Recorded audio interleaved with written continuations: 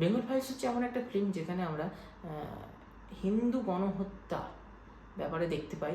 1946 সালে মুসলিম 16ই আগস্ট মুসলিম লীগ, অল ইন্ডিয়া মুসলিম লীগ কীভাবে হিন্দুদের ওপরে গণহত্যা করেছিল, হিন্দুদের ওপরে কলকাতার অলিতে গলিতে কীভাবে হিন্দুদের মেরেছিল, সেই ব্যাপারে একটা সুন্দর ছবি বের করেছে। ছবিটা সুন্দর মানে বলতে চাইছি ছবিটা একটা শিক্ষামূলক ছবি হিসাবে তোমরা নিও। তো আজ থেকে কিছু মাস আগে আমরা দেখেছিলাম যে বিবেক অগ্নিহোত্রী একটা সিনেমা তৈরি করছে, আর সেই সিনেমাটা কলকাতা শহরের দাঙ্গাকে কেন্দ্র করে।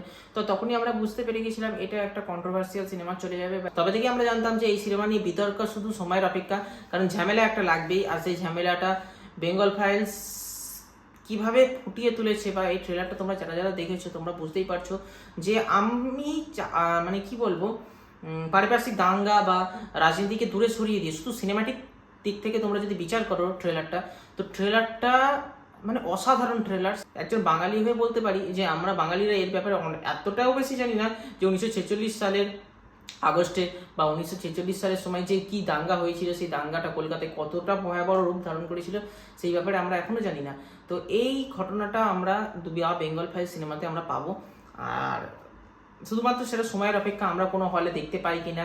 তো এখন সমস্ত কিছুর মধ্যে রাজনীতি প্রবেশ করে যাচ্ছে, তো রাজনীতি প্রবেশ করার ফলে এই সিনেমাটা আমাদের আশপাশে কোনো হলে দেবে কিনা আদেও, আর যদি দেয়ও কতদিন চলবে তার কোনো ধারণা নেই। এবার আমি তো মনে করছি যেটা আমাদের এখানে পশ্চিমবঙ্গে হয়তো চলবে না। তবে একটা জিনিস কি ঠিক, যত সিনেমাটা হলে চলতে দেবে না বা যত সিনেমাটাকে ঢাকা চাপা দেওয়ার চেষ্টা করুক, বা যত সিনেমাটা থেকে মানুষকে দূরে রাখার চেষ্টা করবে, মানুষজন ভাববে যে সিনেমাটা কি আছে, মানুষজন দেখে আরও মানুষজন দেখবে সেই জিনিসটা, আরও মানুষজন বলবে যে সিনেমাটা আমরা দেখবো, আরও যেখান থেকে খুশি মোবাইলে ডাউনলোড করে সিনেমাটা মানুষজন বেশি দেখবে আরও। তো আমার মনে হয় না কোনো সিনেমাকে বন্ধ করতে দেওয়া বা কোনো সিনেমাকে চলতে দেওয়া উচিত নয়, কারণ ক্রেজ আরও তার বেড়ে যায়। মনে হয় যে মনে হয় যে সিনেমাটাকে যদি চলতে না দেওয়া হয় সিনেমাটা হয়তো চলবে না, বা সিনেমাটাকে লোক কম দেখবে, কিন্তু না, সিনেমাটাকে উল্টে বেশি লোক দেখে। তো বিবেক অগ্নিহোত্রী সিনেমা দ্য বেঙ্গল ফাইলস বেরোতে চলেছে এই 5 তারিখে, 5ই সেপ্টেম্বর। কিন্তু তার আগে দ্য বিবেক অগ্নিহোত্রী সিনেমা আমরা দ্য কাশ্মীর ফাইলস দেখেছি, দ্য দাসিন ফাইলস দেখেছি। মানে এরম ভয়াবহ যে সিনেমাগুলো বিবেক অগ্নিহোত্রী করে এসছে, তার ফলে মানে এমনকি এই কথাটাও আমি শোনা যাচ্ছে যে কাশ্মীর ফাইলসে আমরা যা যা দেখেছি সেটা মাত্র ট্রেলার মাত্র, কারণ বেঙ্গল ফাইলসে আরও অনেক অনেক অনেক কিছু আছে। তখনকার দিনে মোহাম্মদ আলী জিন্নাহ আর অল ইন্ডিয়া মুসলিম লীগ যে হিন্দুদের ওপর হিন্দু জেনোসাইড মানে গণহত্যা করেছিল, তাই নিয়ে এই সিনেমাটা, তাই নিয়ে এত যে হিন্দুদের উপর এত অত্যাচার হয়েছে। আর গোপাল মুখার্জি বা গোপাল পাঠার জন্য হয়তো সেই কলকাতা বলে কোনো জায়গা আছে, বা সেই কলকাতাতে এখনো আমরা বসবাস করে থাকছি, বা কলকাতা বলে কিছু আছে আমরা বুঝতে পারছি।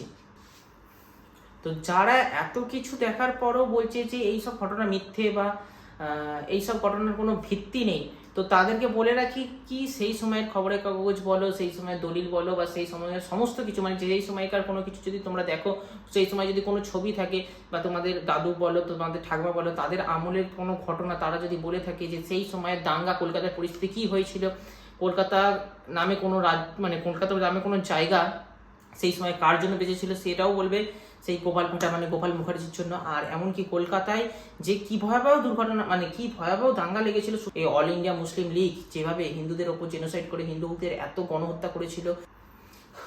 তো আমরা একটা জিনিস বলে থাকি, বা আমি একটা জিনিস মন থেকে বিশ্বাস করি, যদি সিনেমাটা এরকমভাবে দেখানো হয় যে সিনেমাটায় আমরা হিন্দুদের ওপর যে পরিমাণে হিন্দুদের ওপর অত্যাচার হয়েছে তখনকার সময়, এবং সেই হিন্দুদের ওপর অত্যাচারের জন্য আমরা সিনেমাটাকে সিনেমা হিসাবে নিই, বা সিনেমাটাকে আমরা ভাবি যে সিনেমাটায় এত অত্যাচার হয়েছে এবং ভবিষ্যতে যেন সেটা না হয়, তার জন্য আমাদের কী ব্যবস্থা নেওয়া উচিত, বা কতটাভাবে আমাদের কিভাবে থাকা উচিত, বা যেটা আর যেন ভবিষ্যতে কোনোভাবে সেই জিনিসটা আসতে না পারে তার জন্য কি করা উচিত, সেই সব ব্যবস্থা নেওয়ার জন্য হলে সিনেমাটা দেখা আমাদের একদমই উচিত। কিন্তু সিনেমাটা যদি অন্যদিকে চলে যায় যে কীভাবে আমাদের ওপর মুসলিম লীগ বা মুসলিম সমাজ, তখনকার মুসলিম সমাজ মানুষদের কীভাবে হিন্দু সমাজের নারীদের, হিন্দু সমাজের মেয়েদের, মাদের, বোনদের কীভাবে মেরেছে, হত্যা করেছে, তাদের ওপর কীভাবে অত্যাচার করেছে, এমনকি সেই অত্যাচারের বদলা নেওয়ার জন্য যে হ্যাঁ আমাদের এত অত্যাচার করেছে তো আমাদের এখন প্রতিশোধ নিতে হবে, তো এই এতটা বদলা নেওয়ার জন্য যদি তোমরা সিনেমাটা দেখতে চাও তো এটা না দেখো না তোমরা।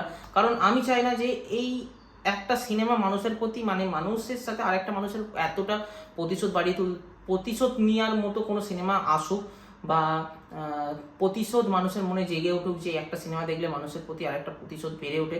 তোমরা ইতিহাসকে জানো না, যারা যারা ইতিহাস জানো না, বা যারা যারা ইতিহাস যে সত্যি ঘটনা, এগুলো তো সত্যি ঘটনা, এগুলো তো মিথ্যে কথা নয়, মিথ্যে কথাও নয়, মিথ্যে ঘটনাও নয়।